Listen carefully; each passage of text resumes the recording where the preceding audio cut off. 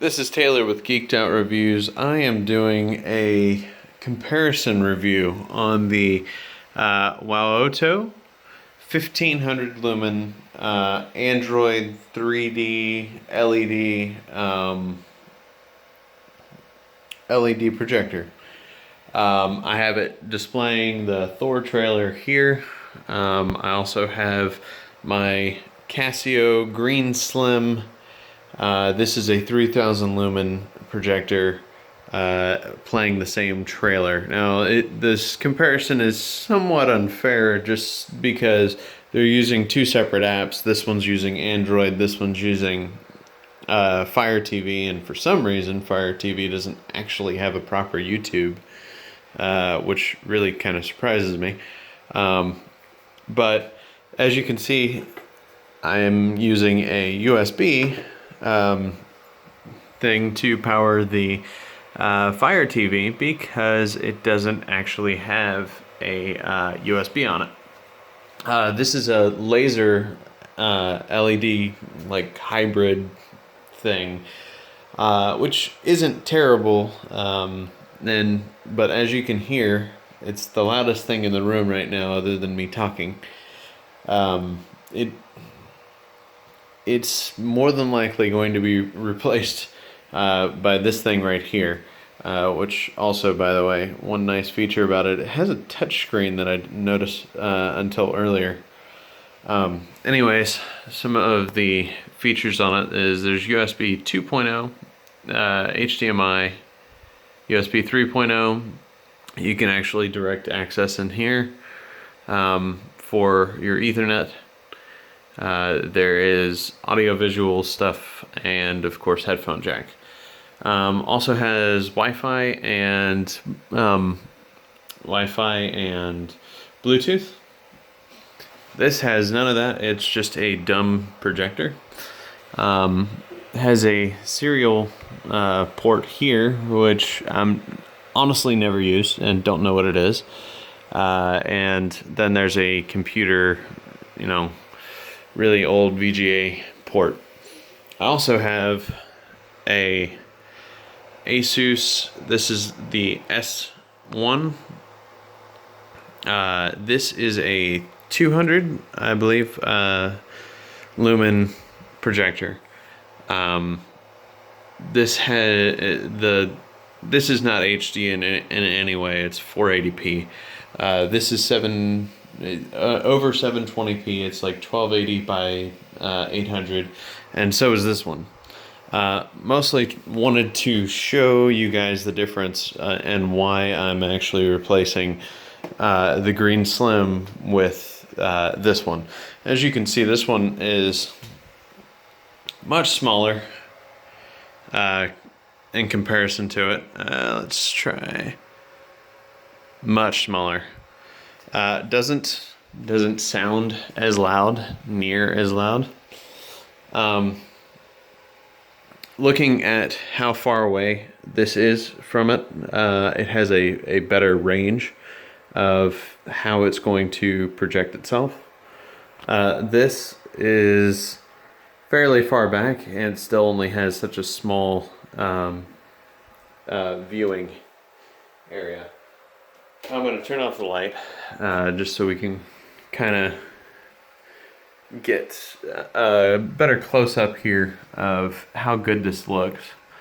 I mean, this is the quality of the WOWOTO. It actually seems to be fairly nice. Definitely good quality HD. Just to show you another thing that impressed me, I'm going to show you the sound from this as well. So let me play that. Let me turn it up too.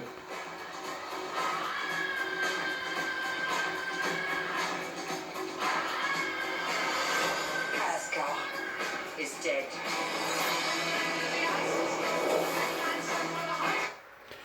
All right.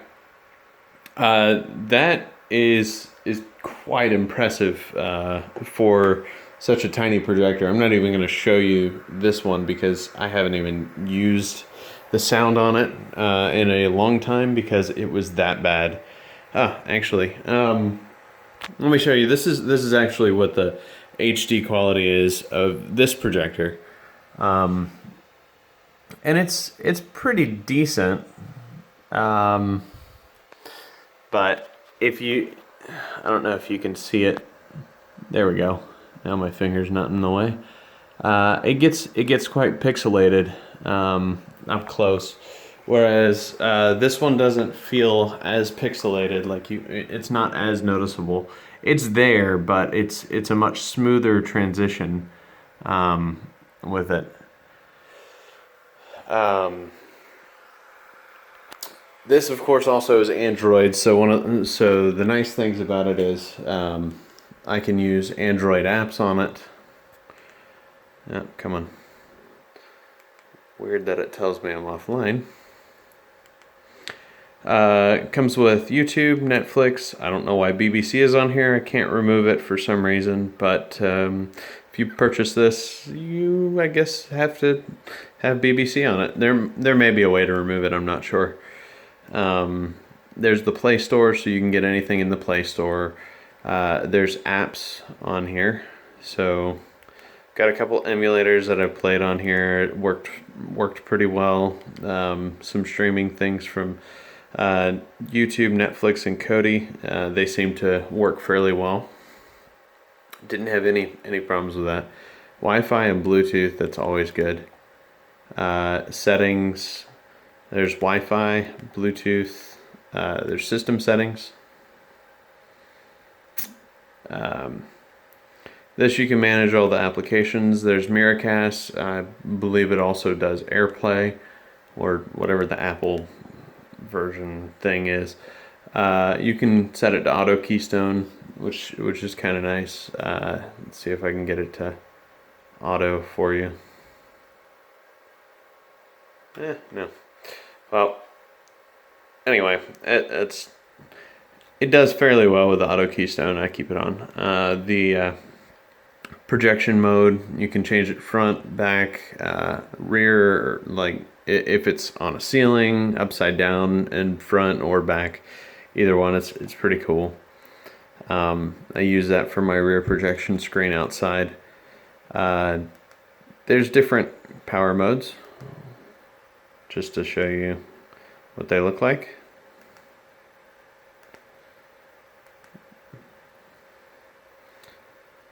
And that one's actually kind of nice. I might keep that. Software updates, I haven't gotten one yet, but I've only had it for a week. But hopefully they continue to update the software. It's always good. You can change the wallpaper, the boot animation. You can have live wallpaper on this, which is pretty cool. I've yet to put any live wallpapers on it. Actually, let's just do that real quick, just for fun.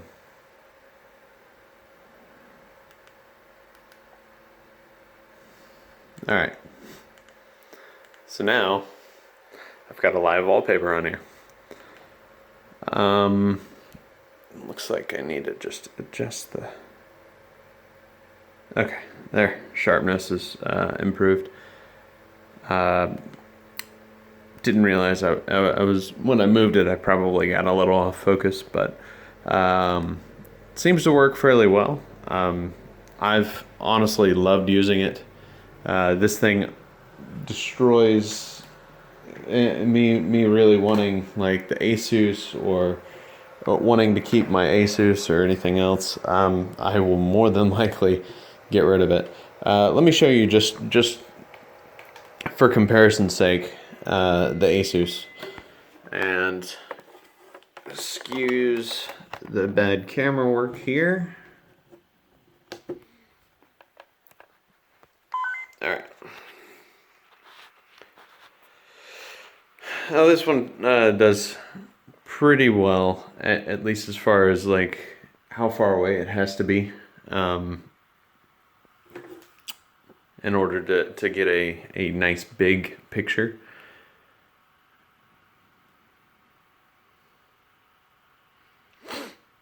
And I do like this because one nice thing about this one is you don't have to have a battery. This one, or I'm sorry, that is a battery. That has a battery in it.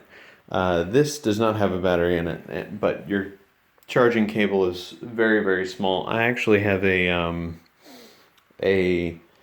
40,000 milliamp hour battery that will use those type of plugs. And whenever you plug this thing in, it takes up so little power that you could power this thing for probably a full day of it being on, if not longer.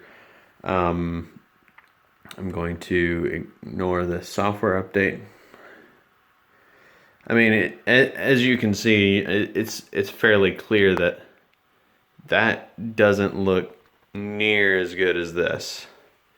Like all the colors here are bright and vivid, and those of you that actually have a Fire TV, you can actually tell how different this really looks. Like as far as the colors are they feel a little dull, a little dim. I mean, it works well if you have nothing else.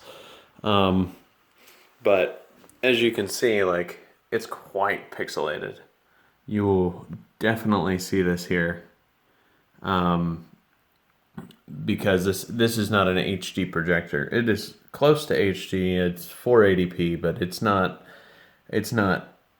going to give you anything of what a 720p or whatever these things are called, considering this is 1280 by 720 or 1280 by 800. But just to show you again, like, you really don't see the pixelation in this. Oh, now that I think about it, I'm in the shadowing. But yeah, wanted to show you that comparison. It is a huge difference. I would honestly choose this over any other projector that I have tested currently. I've tested a good bit so far. Previously, my pick was this one, the Asus. However, I'm a software developer, and lately I've been finding I need something that'll be able to show text pretty clearly. Where you see Amazon Original right there, it doesn't really come out very well, especially here where it's Patriot. It doesn't show tiny text all that well.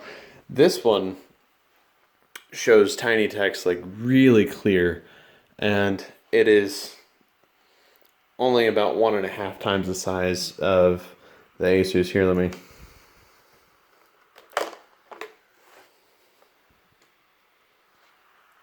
Just to show you the comparison here. This honestly, I've been so impressed by this. Haven't tested the 3D out. I've got some 3D glasses coming in on Tuesday. And as soon as I get those, I will report back and let you know how good it is. I think that's going to be the end of my review. If you have any questions, comments, or concerns, please let me know. Also, just so you know, for this one, this specific projector, you can't use these. You can't use a standard tripod. You have to use something like this. It was kind of a pain in the butt. I like it for what it is, but I prefer to use something like this. This is much easier to use. All right, any questions, comments, concerns, anything that you want to ask, please leave those in the comments below. This is Taylor with Geeked Out Reviews. Thanks for watching.